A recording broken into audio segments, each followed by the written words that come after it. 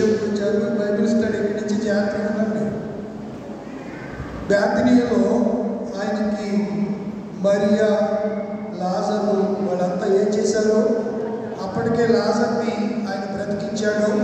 దానికి విస్తారమైన ప్రజలు బేతనీయలో మరియా, లాజరు మార్త ఇంటికి వచ్చారు యేసుని చూడడానికి.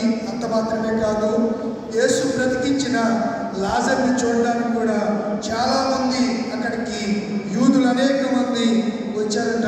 అది యోహాను సువార్త 12వ అధ్యాయంలో రాశారు. పస్కా పండుగకు ఎన్ని దినాల ముందు వచ్చాడు యేసయ్య? 6 దినాల ముందుగా ఆయన వచ్చాడు. ఆ రాత్రి మరి ఏం చేసింది? ఆయన్ని శనివారం రాత్రి ఆయన్ని అత్తరుతో అభిషేకించింది రాజుగా. ఉదయాన్నే ఆయన రాజుగా ఆయన గార్ధబం మీద యెరూషలేముకు వచ్చాడు. యెరూషలేము జయప్రవేశం చేశాడు. అవి నిన్న విన్నాం, మరలా నేను అవి చెప్పదలుచుకోలేదు. మరలా తిరిగి నిన్నటి సాయంత్రం ఆయన తిరిగి మరలా బేతనీయ మరియా, మార్తల ఇంటికి మరలా ఆయన తిరిగి వెళ్ళాడు. మీరు చూస్తే చూడండి, మత్తయి సువార్త 21వ అధ్యాయము 12వ వచనాన్ని చదువుకుందాం. మత్తయి సువార్త, యేసు దేవాలయంలో ప్రవేశించి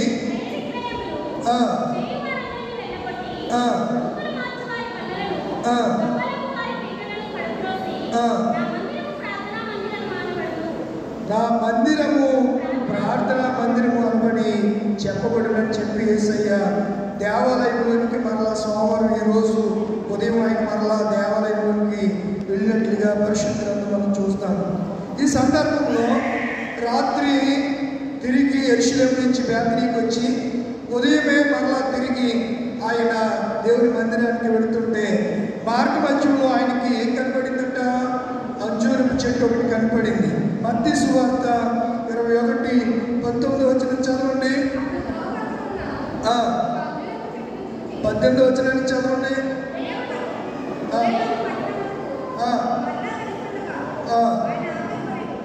ఉదయమందు పట్టణముకు, ఏ పట్టణం అది? యెరూషలేము పట్టణానికి. అంటే రాత్రికి ఎక్కడికి వచ్చాడని చెప్పాను? బేతనీకి వచ్చాడు. ఉదయం మరలా ఎక్కడికి వెళ్తున్నాడు? యెరూషలేము పట్టణానికి వెళుతున్నాడు. ఎందుకు వెళ్తున్నాడో ఈరోజు మనం చదువుకున్నటువంటి కీర్తన గ్రంథము 78 మనం చదివాము. 78వ కీర్తనలో ఒక మంచి మాట మీకు నేను జ్ఞాపకం చేయాలని నేను ఇష్టపడుతున్నాను. 78వ కీర్తన 68వ వచనం, యూదా గోత్రమును తాను ప్రేమించిన సీయోను పర్వతమును ఆయన కోరుకునేను. ఏది కోరుకున్నాడు ఆయన? యెరూషలేము, సీయోను అనగా యెరూషలేమును ఆయన ఏం చేశాడు? కోరుకున్నాడు.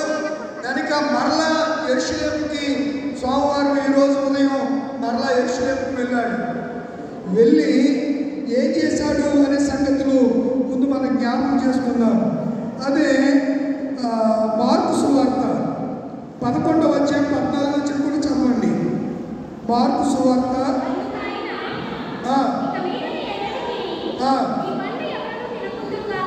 ఇక మీదట ఎన్నటికి నీ పండ్లు, ఏ పండ్లు అయ్యి? అంజూరపు పండ్లు. అంజూరపు చెట్టు నిన్నే సూచిస్తుంది. అనగా ఒక క్రైస్తవ విశ్వాసిని అంజూరపు చెట్టు సూచిస్తూ ఉంది. చాలా అంజూరపు చెట్లట ఎక్కడ ఉంటున్నాయి? త్రోవ ప్రక్కన ఉందండి అంజూరపు చెట్టు. ఎక్కడుంది? త్రోవ. చాలా మంది సంఘము వెలుపులా ఉంటారు. క్రిస్మస్ పండగకి, ఈస్టర్ పండగకి, గుడ్ ఫ్రైడేకి పండగలు ఎప్పుడు వస్తారు? ఈ చెట్లు ఏ చెట్లు? త్రోవ ప్రక్కన ఉన్న చెట్లు. ఈ చెట్లు దారిపోయి ప్రతి వాడు చూస్తాడు ఆ చెట్టు వెనక. ఎందుకంటే గుహలో లేదని, లేదా మరుగుగా లేదు, త్రోవ ప్రక్కన ఉంది, వేకి పక్కగా ఉంది. వేకి పక్కన ఉన్నప్పుడు మార్గము ప్రక్కన ఉన్న చెట్టుని అందరూ చూస్తారా? కొంతమంది చూస్తారా? ఆ దారిని పోయే వాళ్ళు అందరూ చూస్తారు. కేవలం ఏదో కొంతమంది చూడటం కాదు, అందరూ చూస్తారు. క్రైస్తవ జీవితం అంజూరపు చెట్టుతో పోల్చబడింది. చాలా మంది అంజూరపు చెట్టు వంటి క్రైస్తవ జీవితాన్ని జీవించవలసినటువంటి క్రైస్తవులు సంఘ సంఘానికి వెలుపల నాటబడుతూ ఉన్నారు. సంఘము వెలుపల త్రోవ ప్రక్కన వారు ఉంటున్నారు. ఉండి ఎలా కనబడుతున్నారు? చూసే వాళ్ళకి మాత్రం చాలా పచ్చగా కనబడుతున్నారు, ఆకులతో కనబడుతున్నారు. రే మన సంఘానికి వచ్చే వాళ్ళ కన్నా ఆడే బాగున్నారా అనే రీతిగా వాళ్ళు మనకు చూసినప్పుడు కనబడుతూ ఉంటారు. అవ్వ పండు చూసినప్పుడు ఆమెకి ఎలా కనబడింది? పక్క చెట్ల కంటే, పక్కనున్న పళ్ళు కంటే ఆ మంచి చెట్టుల తెలుగునిచ్చు ఆ వృక్షాన్ని చూసినప్పుడు ఆమెకి ఆ చెట్టు ఎలా కనబడింది? అందముగాను రమ్యంగా కనబడిందంట. నేటి క్రైస్తవ సంఘములో ఉండకుండా అంజూరపు చెట్టుగా పిలువబడుతూ త్రోవ ప్రక్కన ఉన్నటువంటి చెట్లు ఇలాగే అందంగానే కనబడతారు, ఇలా రంగుగానే కనబడతారు. ఆకులతో ఉంటాయి కానీ ఆకుల మధ్యలో ఏముండవు? ఫలములు ఉండవు. ఆకులు లేని, ఫలాలు లేని ఆ చెట్టును, అంజూరపు చెట్టును దేవుడు ఏం చేశాడు చెప్పండి? శపించాడు. ఎప్పుడు శపించాడు? ఉదయం శపించాడు. మరలా సాయంత్రం వచ్చేసరికి చెట్టు ఏమైపోయింది? ఎండిపోయింది. శిష్యులకి ఏమి అర్థం కాలేదు. ఉదయం వెళ్ళినప్పుడు వీళ్ళతోటి ఎవరితో చెప్పలేదు. ఆయన చెట్టు దగ్గరికి వెళ్ళి చూశాడు. చెట్టు దగ్గరికి వెళ్ళి చూస్తే చెట్లు ఏమి లేవు. ఏమి చెప్పండిరా, కాయలు లేవు. చెట్టు దగ్గరికి ఎందుకు వెళ్ళాడు? ఆకలేసిందండి ఆయనకి. ఆదివారం మరి సాయంత్రం అయిపోయింది. సాయంత్రం తిరిగి వచ్చేసరికి టైం ఎక్సెప్ట్ చేయలేదు. బ్యాటరీకి వచ్చేసాడు. భోజనం చేసి ఉంటాడు ఆయన. అసలు మాట ఊరుకోదు కదా, నీకు లేక ఒకలాంటి మనిషి. ఎవరు? మార్తమ్మ. తినకపోతే ఊరుకోదు. అసలు ఎన్ని వెరైటీలు చేద్దో ఆమెకే తెలియదు. తెగొంటే అంతే, వండింది వండినట్టే ఉంటుంది. ఇంక ఏ పెడితే అవి ఉంటే అంతే. ఆ వండేసి తిను ప్రభు అంటుంది. ప్రభుకి ఏంటి? ఆయన ఏం తింటాడు చెప్పండి? ఏం తింటాడు ఆయన? మనుషుల యొక్క ఆత్మలను సంపాదించడానికి ప్రభువుని, తండ్రిని, దేవుని పనిని ఎలా నిర్వర్తించాలనే ఆకలే తప్ప శారీరకమైన ఆకలి గురించి ఆయన ఎప్పుడూ ప్రస్తావించలేదు. ఎందుకు ఆ దినాన్న ఆ ఉదయం సోమవారం, ఈరోజు ఉదయం మరలా తిరిగి యెరూషలేముకి వెళ్తూ ఉంటే ఆయనకి ఏమేసిందంట? ఆకలేసింది. త్రోవ ప్రక్కన ఉన్నటువంటి అంజూరపు చెట్టుని చూసి దగ్గరికంటే వెళ్ళాడంట. ఆయనకు పళ్ళు ఉన్నాయో లేదో, ఆయన సర్వంతర్యామి, చూడగలిగిన దేవుడు. అయినా వీళ్ళకి శిష్యులు ఉన్నారు కదా, వీళ్ళకి తెలియాలి కదా. ఒకవేళ దూరంగా ఉండి పళ్ళు ఏమంటే నీకు ఎలా కనపడ్డాయని అడిగితే మీకు కూడా మామూలు కాదు కదా, మీకు కూడా ఎక్కడ లేని ప్రశ్నలు వచ్చేస్తూ ఉంటాయి. అవునా? అలా అంటారని వీళ్ళకి సరైనటువంటి రీతిలో దీనికి అర్థమయ్యే రీతిగా ఉండాలని, వాక్యోపదేశం జ్ఞానం కలగాలని ఏం చేశాడు ఆయన? చెట్టు దగ్గరికి అక్కడ వెళ్ళాడు. త్రోవ పక్క నడుచుకుంటూ ప్రక్కకెళ్ళి పైకెత్తి చూస్తే ఏమి లేవు. ఎందుకు రాని ఎంత పచ్చగా ఉన్నావు అని చెప్పి దాన్ని చెప్పించాడు. ఒకప్పుడు ఈ అంజూరపు ఆకులతోనే ఆదాబాబులు ఏం కప్పుకున్నారు చెప్పండి? ఏం కప్పుకున్నారు? కచ్చదాలు కప్పుకున్నారు. వారు సిగ్గు కనపడకుండా, వారి విసుమలు కనపడకుండా ఆకులతో ఏం చేసుకున్నారు? కవర్ చేసుకున్నారు. అంజూరపు చెట్టు చాలా శ్రేష్టమైంది. అంజూరపు చెట్టు విలువలుంది. అంజూరపు పళ్ళు, దానిని భారతదేశంలో అత్తిపండు అంటారు. అత్తిపండు కాదు, అత్తిపండు అంటారు దాన్ని. అర్థమవుతుందా? మీరు గూగుల్లోకి వెళ్ళి సెర్చ్ చేసి చూస్తే అంజూరపు ఫలాన్ని గురించి, అత్తిపండు, దానికి చాలా సుగుణాలు ఉన్నాయి. ఆ పండు జీర్ణకోశ, బ్రెయిన్ క్యాన్సర్ని నయం చేసే గుణమున్నటువంటి పండు ఏది? అంజీరపు పండు. ఇప్పుడు అమ్ముతున్నారు మార్కెట్లో కూడా అంజీరపు పళ్ళు. డ్రై అంజీరం ఉంటాయి, మామూలుగా ఫ్రూట్స్ కూడా మార్కెట్లో దొరుకుతున్నాయి. అంజీరపు పళ్ళు ఎలా ఉంటాయి? అంజూరం చెట్టు చూసారు మీరు? చూసారా? చక్కగా కొంచెం పెద్దగా ఆకులు ఉండి ప్రతి కడుపుకి ఒక కాడు ఉంటుంది. వేడి పళ్ళు ఎలా ఉంటాయో సేమ్ అంజూరపు పళ్ళు కూడా అలాగే ఉంటాయి. చాలా మధురమైనటువంటి పళ్ళు, అనేక వ్యాధులని నయం చేయగలిగినటువంటి పండు అంజూరపు పండు. ఓ క్రైస్తవుడా, నువ్వు అంజూరు పండుకు, అంజూరు చెట్టుకు సాదృశ్యమైతే నువ్వు ప్రార్థన చేస్తే అనేక మందికి ఏం జరగాలి? స్వస్థత. అసలు నీ గురించి నువ్వే ప్రార్థన చేసుకో, నువ్వే ఒకరి మీద ఆధారపడతావు. అయ్యగారు మా కోసం ప్రార్థన చేయండి. ఇప్పుడు దేవుడు ఏమంటున్నాడు? నువ్వు అంజూరపు చెట్టువి,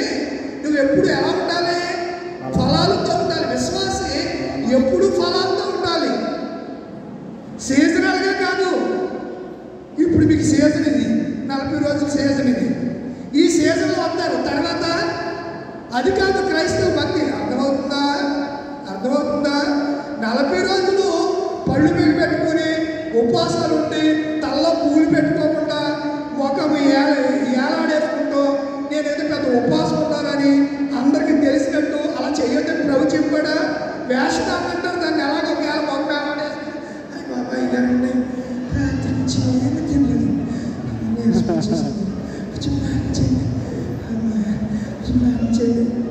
దీన్ని ఏమంటారంటే వేషధారణ అంటారు. ఏమంటారు? ఉపవాసం ఉన్నప్పుడు ఎలా ఉండాలి? హుషారుగా ఉండాలి. యేసు ప్రభు వారు 40 దినాలు ఉపవాసం ఉంటే ఆయన ఆకలి కొని శోధింపబడ్డాడు తప్ప నీరసించిపోయాడనే లేదు, అక్కడ రాయబడలేదు. మోషే 40 దినాలు ఉన్నాడు, ఎక్కడైనా బలహీనుడు అయ్యాడు అంతా. ఏలియా 40 దినాలు ఉన్నాడు, ఎక్కడైనా బలహీనుడు అయ్యాడు ఉన్నాడా? 40 దినాలు ఒక పూట భోజనం చేసి ఎన్ని దినాలు ప్రయాణం చేశాడు? 40 దినాలు ప్రయాణం చేశాడు. ఒక పూట భోజనం తిని 40 దినాలు ప్రయాణం చేశాడు. మనము పొద్దున్న తింటే సాయంకాలం తినకపోతే తెల్లారి ఎప్పుడు తెల్లారుతుందా, ఎప్పుడే వేద్దామా చూస్తూ ఉంటాం. ఓకే, ఆ సండను ఉంటే సండను, ఏది ఉంటుంది వేసేయాలంటే టయానికి వేయకపోతే ఇంకేమవుతుందా? కొంతమంది 3 వేసి టీ తాగేస్తారు. ఎందుటికి? మొహం బ్రష్ చేయడమే పాపం. టీ టీ ఈ మధ్యన బెడ్ కాఫీ అని వచ్చింది. ఏ కాఫీ? Bed tea, bed coffee. అంటే అది మొహం కడుక్కోడు, పాస్ పడుతుంటాయి. అవి వచ్చేసి అలా ఆవిడ ఇచ్చేంత టీ ఇక్కడ కట్టకట్ట తాగేసి మళ్ళీ పడుకుంటాడు. వీడిని ఏమనాలండి? ఎలాంటి విశ్వాసం అనాలి? అసలు ఇచ్చి ఆవిడ ఏమనాలి? ఈయన ఏం చేయాలి? అయ్యా లేచి ప్రార్థన చేసుకొని చెప్పాలి. ఈ ప్రార్థన చేసుకుంటారో లేదో గవ్వ ఇవి కూడా అలవాటు. ఏం తాగటం? టీ తాగడానికి గవ్వ వెళ్ళిపోయి స్టవ్ వెలిగించేసి టీ పెట్టేసి ఇవి తాగేసి పట్టుకొచ్చి ఆయన తింటారు. అసలు ఆడవాళ్ళు మీరు తాగకుండా స్టేట్ చేయకుండా అది ఎవరికి ఎక్కడ మీరు అసలు వంటింట్లో మీరు చేసే నేరాలు తెలిస్తే మగవాళ్ళు గుండు గబేరు పట్టదు. అసలు ఇంకా మామూలుగా ఉండదు. మీకు అంత నైపుణ్యం ఉంది వంటింట్లో. అర్థమవుతుందా? క్రైస్తవుడు ఒక అంజూరపు చెట్టు అయితే అంజూరపు చెట్టు ఫలాలు ఏ రీతిగా అయితే ఉపయోగకరంగా వ్యాధులు నయం చేయడానికి ఆకులు రక్షణగా ఉపయోగపడుతున్నాయో, నిన్ను బట్టి అనేకులు రక్షణలోకి రావాలి, నిన్ను బట్టి అనేకులు మారుమనసు చెందాలి, నీ ప్రార్థన ద్వారా అనేకులు స్వస్థపడాలి. పడినప్పుడు దేవుడికి ఏమొస్తుంది? మహిమగల తండ్రి మంచి వ్యవసాయకుడు, మై తోటల నరమక్కలు నాటించాడు. మహిమగల వ్యవసాయకుడు, మై తోటల నరమక్కలు పడలే తన పుత్రుని రక్తమీరు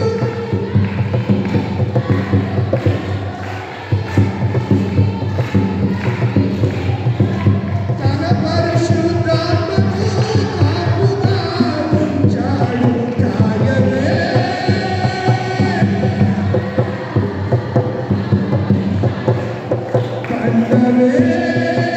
పండవే చెట్ట. చాలు నాయనా, చాలు. మహిమ కలిగిన తండ్రి ఆయన ఎవరంట? చెప్పరండి. బైబిల్లో ఉందా వ్యవసాయకుడని? ఎక్కడ ఉందో చెప్పాలి మీరు. వెరీ గుడ్, బాగానే ఉన్నారు ఇప్పుడు. నిన్నేమన్నా కొంచెం మెడిసిన్ పని చేసిందేంటి? ఇలా చెప్తే నాకు ఎంత సంతోషమైన కొంచెం చూసి ఆనందపడిపోతాను. నేను నిజమైన ఎవరు? యేసయ్య ఎవరు? నిజమైన అంటే డూప్లికేట్ ఉన్నాయా? ఉన్నాయో బోలంతమంది. డూప్లికేట్ అంట్లు బోల్డ్ ఉన్నాయి, డూప్లికేట్ పాత్రలు బోలంతమంది ఉన్నారు, డూప్లికేట్ యాజకులు ఉన్నారు, డూప్లికేట్ స్పీచర్స్ ఉన్నారు, డూప్లికేట్ ప్రవక్తలు ఉన్నారు. ఎంతమంది లెక్కలేదు. అందుకే యేసయ్య ఏమంటున్నాడంటే నేను నిజమైన ద్రాక్షవల్లిని, మా ఫాదర్ ఉన్నాడే, మా తండ్రి ఉన్నాడే, ఆయన వ్యవసాయకుడు. ఆయన ఎవరు? వ్యవసాయకుడు. అంటే ఎవరిలో ఫలించాలి ద్రాక్ష తీగలు? ద్రాక్ష తీగలు ఫలించాలి. తీగలు ద్రాక్ష పాదులో ఫలించాలి. అంటే యేసులో ఫలించాలి. నాలో ఫలింపని నా అనే మాట ఎవరిది? యేసయ్యది. వ్యవసాయకుడు అనే మాట ఎవరిది? తండ్రి అయిన దేవుడిది. నాలో ఫలింపని ప్రతి తీగను ఏం చేస్తాడంట? పారవేసిన తర్వాత ఏం చేస్తాడు? కింద ఉంది, చదువుతానికి టైం లేదు కదా, అగ్నితో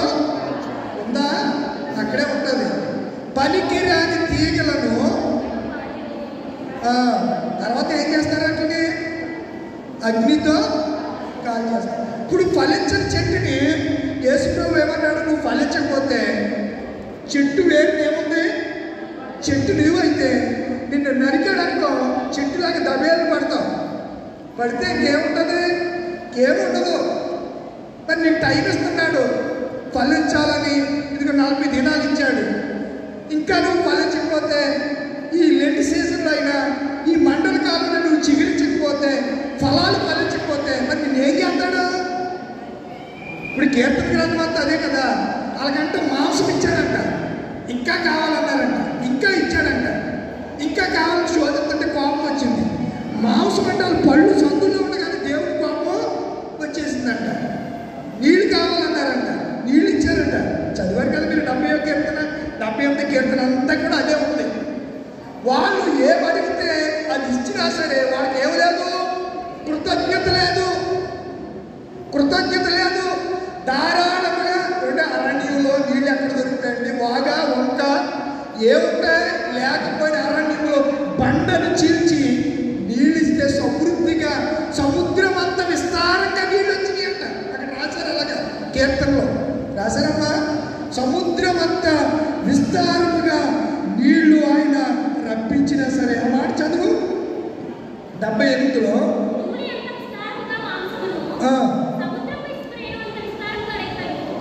కాదు, నీళ్లు గురించి ఉంటుంది.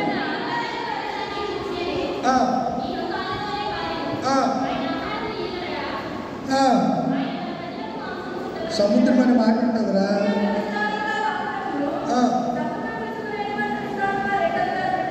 మళ్ళీ నువ్వు అదే చదువుతున్నా. నీళ్ళు గురించే సముద్రం అంత విస్తారముగా, సముద్రం అంతా సమృద్ధిగా వారికి ఏమిచ్చాడు ఆయన? నీళ్ళిచ్చిన తాగేశాక. ఇప్పుడు తాగుబోతులందరితో ఇదే బాగుండే. ఈ తాగుబోతులందరితో 40 రోజుల కాల మూతికి ఏమైనా ప్లాస్టర్ వేసుకుంటారేమో కానీ 20 రేపొద్దున్న గుడ్ ఫ్రైడే అయిపోయాక ఆ సాయంత్రం తాగేవాడు తాగేస్తాడు. శనివారం తగ్గ ఆదివారం ఇంకా చెప్పవసరం లేదు. ఏంటంటే మా యేసుబాబు లేచాడు అందుకని తాగుతున్నాం. మీరు దౌర్భాగ్యులు, తాగుబోతులు, తిండిపోతులు, వ్యభిచారులు, దొంగలు ఎక్కడికి వెళ్ళరంట?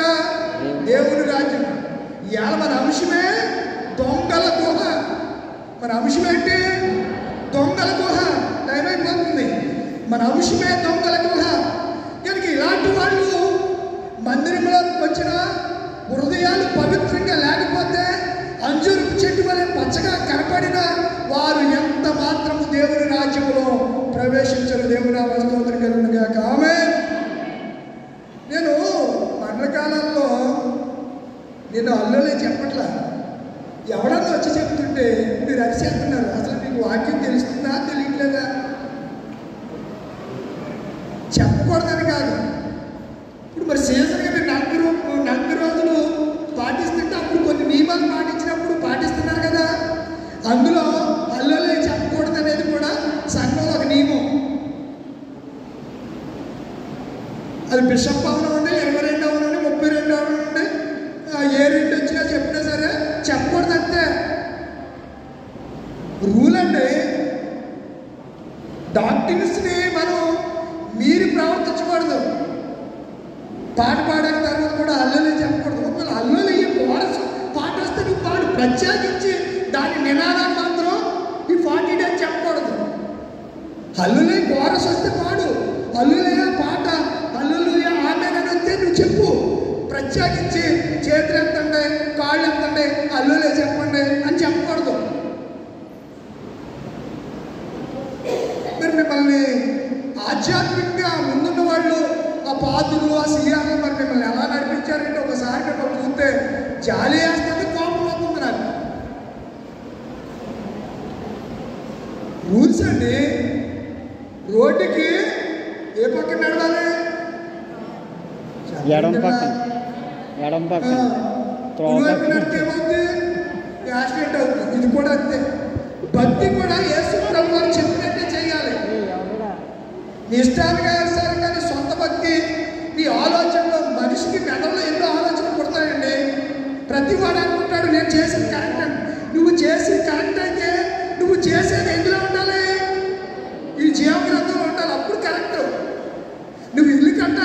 ఏం కావాలి? పునాది ఉండాలండి, బేస్మెంట్ ఉండాలి, పిల్లర్స్ ఉండాలి. ఏమి లేకుండా కట్టేస్తే పేట ఏమైపోద్ది? కూలిపోద్ది. అర్థమవుతుందా? ప్రతిదానికి వాక్యమే మనకి ఆధారం. మనకి ఏది ఆధారం? వాక్యమే ఆధారం. అంతేగాని దేవాలయాన్ని దొంగల గుహలుగా చేసేసారు ఈరోజు. అక్కడ ఏమేమి జరిగినాయి అంట? దేవాలయం అంజూరపు చెట్టు. మనమైతే మరొక విషయాన్ని మీకు జ్ఞాపకం చేస్తాను. యేసు ప్రభు వారు ఈ సోమవారం ఉదయం మళ్ళీ ఆయన ఎక్కడికి వెళ్ళాడు? యెరూషలేముకి వెళ్తున్నాడు. రాత్రి ఎక్కడికి వచ్చేసాడు? ఆయన బేతనీకి వచ్చేసాడు. ఉదయం ఆకలి కొన్నాడు, అంజూరపు చెట్టు చూచాడు. అంజూరపు చెట్టు చూసి ఏమైనా దొరుకుతాయని వెళ్ళాడు. అంజూరపు చెట్టు దగ్గర ఏమీ లేవు. అది మన జీవితమే. మన దగ్గర ఏమి లేకపోతే ఇంత అవకాశం ఇచ్చాను రా, నేనేం చేయగలను? నేనేం చేయాలి చెప్పండి? ఇన్ని దినాలు ఇచ్చానే, నీకు 60 సంవత్సరాలు 70 సంవత్సరాలు పూర్ణ వయసు ఇచ్చాను. ఎప్పుడన్నా మారు మనసు పొందావా? నీ భార్యను, నీ పిల్లల్ని, నీ కుటుంబాన్ని కూర్చుని ఎప్పుడైనా ప్రార్థన చేసావా? నామకార్థంగా ఆదివారం వెళ్ళావు, వచ్చేసాను అనే పరిస్థితుల్లోనే ఈ జీవితం గడిచిపోయిందని దేవుడు బాధపడ్డా. దొంగల గుహ, దొంగలు తమకు ఆవాసముగా ఏర్పాటు చేసుకున్న స్థలమునే దొంగల గుహ అని పిలుస్తారు. ఈ దేవాలయాన్ని యూదులు, ఇశ్రాయేలీయులు ఏం చేసేసారు చెప్పండి? దొంగల గుహగా చేసేసారు. షిలోహును, ఆ ఓపుని పీనాసులు వాళ్ళ తండ్రి అని ఏలి ఏం చేసి ఈరోజు 78వ కీర్తన షిలోహు గురించి కూడా, నేను షిలోహు చేసినట్టు ఈ మందిరమును కూడా చేస్తానని 78వ కీర్తనలో ఒక శాతం ఉంది. షిలోహు ఏమైపోయింది చెప్పండి? ఏమైపోయింది? షిలోహులోకి ఒడ్డుకు తినేసిపోయి వాళ్ళు ఎద్దులెద్దుల్ని నరికేయటం, మాంసాన్ని కుండలో వండుకోవడం, ఉడక మునిపే ముళ్ళ కుంకి లాంటిది కుండలోకి వేసి దానికి గుచ్చుకున్నట్టు మాంసం అంతా బయట తిని పచ్చిగా ఉండగానే తినేసేవారు. ఎక్కడ? మందిరంలో. ఏ మందిరం అది? షిలోహులో ఉన్నటువంటి మందిరం. అప్పటికి సొలొమోను దేవాలయం కట్టించలేదు, దావీదు రాజు కాలేదు. కాకమునుపు ఒక గుడారం ఉండేది, అది షిలోహులో ఉండేది. అక్కడ ఒక యాజకుడు ఉండేవాడు. ఆ యాజకుడి పేరు ఏలియా కాదు, ఏలి. అతనికి 2 కొడుకులు ఉన్నారు. ఎదవలో 2 కూడా ఆడవాళ్ళతోటే ఉండేవారు. అది పని, అది సేవ చేసేవారు కదా వాళ్ళు. ఎవతొస్తే ఏది బాగుంటే దాన్ని పక్కకి తీసుకుపోవడం వాళ్ళ బతుకు. ఎలా చచ్చిపోయారు తెలుసావా? మెడవిరిగా బాబు చచ్చిపోయాడు. ఇద్దరు చచ్చిపోయారు. ఎవరిద్దరున్నా? నరికేకంటే అవతల పిలిస్తే 2 కూడా అన్నదమ్ములు 2 నరికేసి ఏం పట్టిపోయారు? మనసాన్ని అడ్డిపోయారు. ఏ మనసు? అది జీవము గల దేవుని యొక్క మనసాన్ని పట్టిపోయారు. ఆ తరువాత మందిరాన్ని కట్టాడు. ఎవరు? సొలొమోను. ఆ మందిరానికి కావాల్సినటువంటి పనిముట్లన్నీ ఎవరు సమకూర్చారు? దావీదు సమకూర్చాడు. రాళ్ళంత విస్తారంగా వెండిని, బంగారాన్ని, దేవదారుమానులు, సర్వమానులు, గొంజి చెట్లు, రకరకాల క్వాలిటీ ట్రీస్ చెట్ల యొక్క ఆ వుడ్డుని ఆయన సేకరించేశాడు. షావా దేశం నుంచి మ్రాదులు, దేవదారుమానులు రప్పించాడు. ఇలా అన్ని సమకూర్చిన తర్వాత కడదామనుకుంటే దేవుడు అన్నాడు, కట్టవా కబర్దార్ అన్నాడు. ఎవరినే? దావీదు. అయ్యి బాబాయ్ కట్టడా ప్రభు మనమైతేనా? నేను ఇన్ని చేశాను, ఈ గుడి కింద చేశాను, నా పేరు చెప్పలేదా? ఎవడాడు సంటి పెద్దాడు? ఎవడాడు? ఆడ మోసేసా ఇది చెప్పలేదు. అసలు ఇంకా మామూలుగా ఉంటుంది. ఆ రోజు ఇంకా ఏమి మందేసుకున్నట్టు ఇంకా మామూలుగా ఉంటుంది. ఇంకా అలా ఉంటారు. అంత సంపాదించాడండి దావీదు. దేవుడితోటి చిన్న మాట కానీ అక్కడ ఉన్న వాళ్ళతోటి నేను ఇంత కట్టాను కదా, మీటింగ్ పెట్టి పెద్దనంత చూసి నేను ఇంత సంపూర్ణ చేశాను, ఇప్పుడు దేవుడు నన్ను కట్టదండి, నేను నాకు కట్టేస్తాను రా, మీరు అందరూ నాకు ఓటు వేయండి అని అడిగాడా? ఎలా 10,000 ఇస్తే 10 చెప్పకపోతే ఇక్కడికి ఎంత పౌరాసమో. అసలు నీ కుడి చేతితో ఇచ్చింది ఎడం చేతి అలా తెలియకూడదని దేవుడు చెప్పాడు. ఇచ్చి ముందు డబ్బులు అని చెప్పించుకోకూడదంట. బాగా ఊదించుకోకూడదని చెప్పాడు దేవుడు. ఇప్పుడు అందరూ అయ్యే ఇలాంటి వాడు ఎవడు పరలోకి వెళ్ళండి, ఇంకా నేను లోపలికి వెళ్దాం, నేను తట్టుకోలేను. ఇలాంటి వాడు ఎవడు కూడా పరలోకి వెళ్ళు. మరి ఆచారం అయితే తగిలాడు, ఎప్పుడు కాలిపోతాం, ఆ చెట్టులాగా ఎప్పుడు శక్తించేస్తాడు దేవుడు, పోతాం. పరలోకి వెళ్ళాం, డైరెక్ట్గా అక్కడికి వెళ్ళిపోతాం. నాడు ఎంత సంతోషం, నువ్వు వస్తుంటేనంటే ఎదురు వచ్చేస్తానంటే my brother, my dear brother, అది కావాలి నిన్ను తీసుకెళ్ళిపోతాడంట. ఎక్కడికే ఆరని అగ్గిలోకి వచ్చి మనిద్దరం కలిపి ఏడుతావురా, మనిద్దరం కలిపి ఏడుతావురా అని తీసుకెళ్ళిపోతాడండి. ఎవడో మనకు ఒకడు ఉన్నాడులే, మన విరోధి ఒకడు, మన శత్రువు ఒకడు ఉన్నాడు. ఎవడాడు? అపవాది, సైతాను ఒకడు ఉన్నాడు. వాడు మనల్ని అలా తీసుకెళ్ళిపోతాడు. కనుక షిలోహులో అలా జరిగింది. ఇప్పుడు యెరూషలేము మందిరానికే అలా చేస్తున్నారు. అక్కడ ఏమేమి జరిగాయంట? నెంబర్ 1 క్రయ విక్రయాలు చేస్తున్నారు. 2 రూకలు మార్చుతున్నారు. 3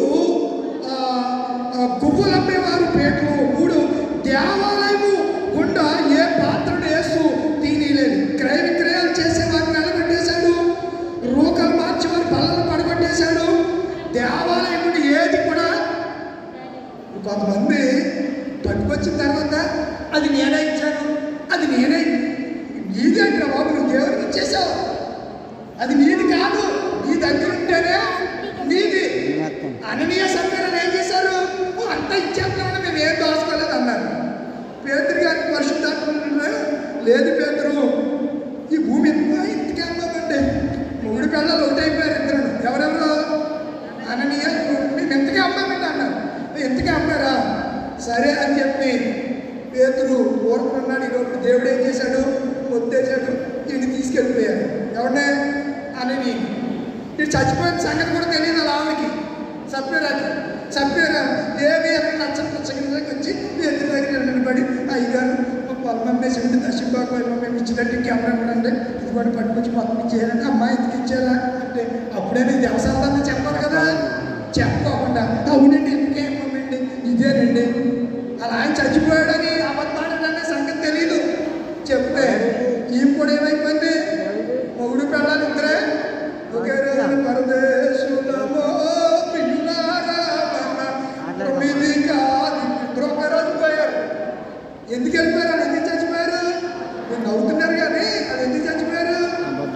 దేవుడితో అబద్ధమాడి ఇచ్చిందేమో గోరంత, చెప్పుకునేదేమో కొండంత. ఓ పిల్లప్పులు నీకు కలిగిందయ్యా, నువ్వు ఇవ్వగలిగావు. ఆమెకేమీ లేదు, ఉన్నది ఇచ్చేసింది. అప్పుడు ఆమె ఏమన్నాడు యేసయ్య? ఈమె తన జీవనమంతా మరి ధనవంతులు ఒకప్పుడు వేసేసారు, పట్టుకొచ్చి అందరూ వేసేసారు. ఇప్పుడు మీరు భలే వేసారా, 2 వేసారా, 3 వేసారా అని వాళ్ళ పేర్లు బయట తీసుకుని మన సహోదరులు మన వారు ఈరోజు 2,30,000 ప్రారంభించారని చెప్పాడు యేసయ్య. కాని పెట్టుకాడండి చూస్తాడు కదా, ఎవడంటే అంటున్నాడు తెలుసు కదా ఆయనకి. ఆయన కూర్చున్నదే కాని పెట్టుకాడు కూర్చున్నాడంట. కాని పెట్టుకుని కూర్చున్నవాడు కనిపిస్తుందా? ఎవరైతే అంటున్నారని కనిపించదా? కనిపించింది. కానీ ఎవరు ఎంత ఎక్కువ వేసిన ఏం మాట్లాడలేదు. కానీ ఆమె హృదయముతో ఏమి దాచుకోకుండా ఇస్తే ఈమె తన జీవనమంతయు వేసిందని చెప్పి ఆమె గురించి ఆ వేసినప్పుడు కూడా ధనవంతురాలు, భర్తున్న స్త్రీ కాదు, ఆమె విధవరాలు. ఆమె దేవుడికి ఇచ్చింది. ఇప్పుడు దేవాలయాన్ని వీళ్ళు ఏం చేసేసారు? దొంగలు చేసేసి పొగ చేసేసారు. అందుకు యేసయ్య ఏం చేస్తున్నాడంటే క్రయము విక్రయము, షేర్ మార్కెట్ అంటారు దాన్ని. ఏమంటారు? Share market. బంగారం ధర మీరు చూడండి, బులియన్ మార్కెట్ అని ఉంటుంది. మార్కెట్ 99 క్యారెట్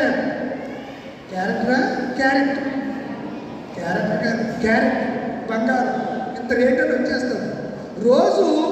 రోజులో దాని బంగారం ధర వ్యత్యాసం ఉంటుంది. ఒక గంటలో రేటు ఉంటే ఇంకో గంటలో ఇంకో రేటు ఉంటుంది.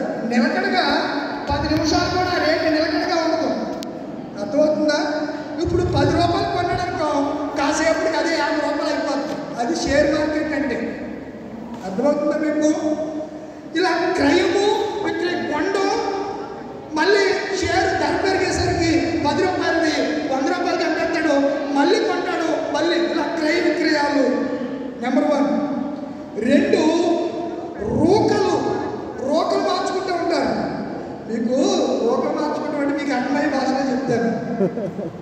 కొయిటా నుంచి మన వాళ్ళు ఇది అంటారు, ఏమంటారంటే దేనార్లా. దుబాయ్ కరెన్సీ ఏంటి? దేనారా. అలాగే ఒక్కో డాలరు, దేనారు, షెకెలు, రూపీ ఇలా ఉన్నాయి కదా. మన ఇండియా కరెన్సీని రూపాయి అంటాం. నేపాల్ కరెన్సీ కూడా రూపాయి, బంగ్లాదేశ్ కరెన్సీ రూపాయి, శ్రీలంక కరెన్సీ. ఈ చుట్టుపక్కల ఈ దేశాలు, కొన్ని దేశాల్లో డాలరు, దీనారు, ఇజ్రాయెల్ దేశాన్ని ఏమంటారు? వాళ్ళ డబ్బుని షెకెల్ అంటారు. వాళ్ళు ఇప్పటికి కూడా షెకెల్ అని పిలుస్తారు. కువైట్, మస్కట్, అబుదాబి వీటన్నిటిని కూడా దీనార్లు అంటారు. దీనార్కి ఇంత ఉంటుంది. ఇప్పుడు మన 100 రూపాయలు కట్టుకోండి, వాళ్ళే 100 రూపాయలు అనుకోండి. మన ఇండియాలో ఎంత? అది కాదు, 1000 రూపాయలు. మాకంతా అక్కడ 100 రూపాయలు అవుతాయి. అక్కడ అందుకే నేను ఏమన్నాను, 100 రూపాయలు అయితే అవి ఇక్కడ 1000 రూపాయలు మనకి. అవునా? అక్కడ 300 జీతం అయితే ఇక్కడ ఇంకా ఎక్కువే ఉంటుంది. అలా జీతాలు బట్టి ఉంటుంది. అక్కడ ఇన్ని దేనార్లు ఉంటాయి. 300 దేనార్లు, 400 దేనార్లు అని ఇస్తారు జీతం వాళ్ళకి. అర్థమవుతుందా? అప్పుడు ఎక్కువ వస్తుందా తక్కువ వస్తుందా? దాన్నే రూపం మార్చడం అంటే. డబ్బుకి ఎక్కువ రేటు రావడం. రూకలు మార్చు వారి బల్లలు, వాళ్ళ బల్లల మీద పెట్టి, ఇప్పుడు వెస్టర్న్ మనీ అని బ్యాంకులు ఉంటాయి. ఏ బ్యాంకులో? వెస్టర్న్ మనీ అంటారు. కొయిటవుని బాధ వెళ్తే మౌనికి నీ బాధ వెళ్తుంది. నీ ఆయన మీ అన్నగారు పంపినప్పుడు తెలుస్తూ ఉంటుంది. వెస్టర్న్ మనీ అంటారు. అక్కడికి వెళ్తే వెంటనే వాళ్ళు ఇచ్చేస్తారు, డబ్బులు ఇచ్చేస్తారు, మీ డబ్బులు తీసుకుని. అర్థమవుతుందా? రూకలు మార్చువారు బల్లలు, కువ్వలు అమ్మేవాడు బల్లలు అంటారు. ఏమిటి కువ్వలంటే? పావురాలు. ఎద్దులు ఉన్నవాడేమో ఎద్దులు వదిస్తే, లేనోడు ఏం కొన్నాడు ఇస్తాడు దేవుడికి? పావురాలు, కువ్వలు ఇస్తాడు. కువ్వలము వారి పీటలు పడద్రోసి దేవాలయంలో ఇది నాది అని చెప్పి విరవిడుతున్నాను. ఇది ఎవరి కాదు, ఈ నా తండ్రి ఇంట్లో పోయి ఇది మీరు తీసుకెళ్తారు మీరు లేదని ఆ ద్వారముడు ఏది కూడా పట్టుకెళ్ళడం లేదంట. అర్థమవుతుందా? ఈ మధ్యన కుర్చీలు ఇచ్చి కుర్చీలు పేరు రాసుకుంటున్నారు. ఏదైనా గొడవ వచ్చినప్పుడు నా కుర్చీ నాకు ఇచ్చేది, అదిగో ఆ కుర్చీ మీద నా పేరు ఉంది. ఆ ఊరి పేరు చెప్పడం, మళ్ళీ మీరు వెళ్ళాడుతో చెప్తారు, అతో చెప్తారు. మీరు మళ్ళీ మేము డబ్బులు వస్తారు. అసలు నాకు భయం ఎక్కువ. ఇంకోటి నేను అసలు ఫ్యాన్ మీద 3 రెక్కలు ఉంటాయి కదా. ఫ్యాన్కే 3 రెక్కల మీద కూడా ఓ ఫ్యాన్ పైన పప్పురు ఊడిపోయింది, పెయింట్ ఊడిపోయింది, పేరు చెరిగిపోయింది. వీడు పేరు ఎందుకు చెరిగిపోయింది చూడాలి. ఆ రెక్క మీద నా పేరు చెరిగిపోయాడు ఎవడో చెప్పకపోతే ఇవాళ అంటుకోవడం అనే పంచాయతీ అంటున్నాడంట. అదేమో పెయింట్ ఊడిపోయింది, ఆ పెయింట్ రాసింది, ఆ పేరు రెక్క చెరిగి, ఆ రెక్క మీద నా పేరు ఎవడో కావాలనే ఇలా ఉన్నారండి ప్రజలు. అంటే పేరు, జీవి మీద పేరు, ఫ్యాన్ మీద పేరు, గడియారాల మీద పేరు, తలుపుల మీద పేరు, కిటికీల మీద పేరు. ఇది నీ బాబుదా ఇల్లు? ఆయన ఏమంటున్నాడు? నా తండ్రి ఇల్లు. ఈ దేవాలయం ఎవరిదే? నా తండ్రిది. దాన్ని మీరు ఏం చేసేసారు? దొంగల గుహ చేసేసారు. చాలా మంది అనుకుంటారు మందిరం మాది మాది మాది మాది మాది గుహ. ఒకటి అంటాడు, ఎవరు లేరు కదా? లేరు సార్. దండోరాలు ఎవరు లేరు కదా? దండోరాలు ఎవరు లేరు. Only Christian. సరదాగా మనం ఏదో మాట్లాడుకున్నప్పుడు వాళ్ళకి ఎవరు మనోభావాలు మనం గాయపరచకూడదు. ఇది వాళ్ళు ఉన్నప్పుడు వాళ్ళు మాట్లాడుతూ ఉంటుంటారేంటంటే మనం ఉంటుంటారా? ఎవరు క్యాస్ట్ కూడా మనం ఎంచకూడదు. అందులో మనం ఉన్నప్పుడు మనం కాబట్టి మనం సర్దుకుపోదాం. మనం ఏం చేద్దాం? సర్దుకుపోదాం మనం కాబట్టి. ఇప్పుడు ఎవడన్నా వచ్చాడనుకో, మీరు ఉన్నారు కదా నాకు సెక్యూరిటీ, బాడీ గార్డ్స్ ఇక్కడ దాకా రాంటారు. మీరు తలుపట్టు ఆ తలుపట్టు పారిపోతారా? మీరు పారిపోయి నేను ఎక్కడ నిలబడతాను తెలుసా? ఇందాకేదో పిలుకోండి అన్నాను కదా. అసలు డోంట్ వరీ, అసలు అలాంటి పరిస్థితి రాదు. మంచి ప్రియులరా, ఆయన టైం అయిపోయిందా? దొంగల గుహ, అందులో వచ్చి క్రయ విక్రయాలు చేస్తున్నారు. దానిని సోమవారం ఏం చేశాడు? ఆయన శుద్ధి చేశాడు. గుహ అనే మాట ఫస్ట్ ఎక్కడ వాడబడిందో మీకు ఒకసారి జ్ఞాపకం చేసి ముగించేస్తాను. గుహ. ఈ గుహ అనే మాట బైబిల్లో మొట్టమొదటిసారి ఎక్కడ వాడారో మీకు జ్ఞాపకం చేస్తాను. ఆదికాండం 23వ అధ్యాయము 9వ వచనం, 50వ అధ్యాయం నోట్ చేసేసుకొని చెప్పను. దాన్ని ఏమంటారంటే మక్వేల గుహ అంటారు. మక్వేల గుహ. రెండవది మక్కేదా గుహ, యోషువ గ్రంథం 10:16. మూడవది అబ్దుల్లాము గుహ. ఏ గుహ? అబ్దుల్లాము గుహ. మొదటి సమూయేలు గ్రంథం 22:1, రెండవ సమూయేలు గ్రంథం 23:13, దినవృత్తాంతంలో మొదటి గ్రంథం 11:15 ఈ వచనాల్లో మనం చూస్తూ ఉంటాం. ఆ దినాల్లో దొంగలు కూడా దొంగను చేసేసి దొంగతనం చేసి ఇదంతా దోచుకున్నదంతా ఎక్కడ పట్టుకెళ్ళిపోయేవారు? గుహల్లో దాచేవారు. అక్కడికి వెళ్ళి పంచుకునేవారు అంట. ఆ మధ్యలో ఆయన చెప్పాడు, దొంగలు దొంగతనం చేసేసి వెళ్ళి సమాధుల్లో పంచుకుంటున్నారంట. సమాధులు పంచుకుంటే ఒకటి కనిపెట్టి ఆ గోడ పక్క నుండి దెయ్యం వాళ్ళగా దెయ్యం మాట్లాడినట్టుగా పంచుకుంటున్నారా అని చూసాను అన్నాడంట. ఇంకేముందరో బాబా ఈ డబ్బులన్నీ అక్కడ వదిలేసి చచ్చిపోయినోడు సమాధి పెట్టిన నుంచి లేకపోతే ఎవరైనా ఉంటారంటే అసలు ఎవరైనా ఉంటారు అసలు? వాళ్ళకి అంటే దెయ్యం అంటే పట్టుబడికి భయమే. వీళ్ళు ఆ తాగిన భక్తులోనే ఎదురు భక్తులకి వెళ్ళిపోయి సమాధిలో పంచుకుంటున్నారు, దొంగతనం చేసుకుని దోచుకున్నదంతా. వాడు చాలా తెలివిగలనమాట. అందుకే అక్కడికి వెళ్ళి నేను అన్నీ చూస్తున్నాను అన్నాడు. అంటే మళ్ళీ అది బాబోయ్ ఇవి చేసుకుంటున్నా. ఆ డబ్బులు అక్కడ ఉండి పరుగు ఆ సమాధి తోటలోంచి ఒకటే పరుగు. అలాంటి దొంగలు నివాసం ఉండే స్థలాలు ఒకప్పుడు ఉండేవి. వాటిని దొంగలు అంటే ఇప్పుడు యేసుప్రభు అంటున్నాడు, నా తండ్రి ఇంటి దగ్గర ఏం చేసేసారా? దేవాలయం. నా తండ్రి ఇల్లు దేవాలయము, సకల జనులకు ప్రార్థన మందిరం. అయితే దాన్ని ఎలా చేశారు? దొంగలకు ఎలా చేశారని కొరడా పట్టి ఏం చేసేవాడు? అందరినీ కూడా తోసివేసి తోలివేసి బల్లల్ని పడద్రోసి పావురాలన్నింటినీ విడిచిపెట్టేసి ఎద్దులు కొట్లు కోసేసి వాటిని స్వేచ్ఛావాయువులు వాటికి అనుగ్రహించిన దేవుడు అనుగ్రహించి ఈ సోమవారం దినాన్న ఆయన మందిరాన్ని ఏం చేశాడు చెప్పండి?